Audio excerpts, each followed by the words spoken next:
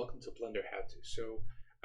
This is how to subdivide, but essentially we're just showing you two ways to give your object or your mesh more resolution. So the simplest way, a little less control though.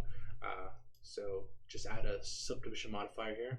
So click your object, go to subdivision, modifier properties, and then add the subdivision surface. And then you can adjust as you see fit, like that. Another way, which gives you, to me, a little more control, but it's more, more hands-on, is going to edit on your object, selecting A for all of it, and then going to subdivide, and it just subdivides it. So when you go to the object mode, it's just like that. I forgot to tell you, but if you add the subdivision modifier, it won't apply that increased resolution until you apply it. So just a fair warning.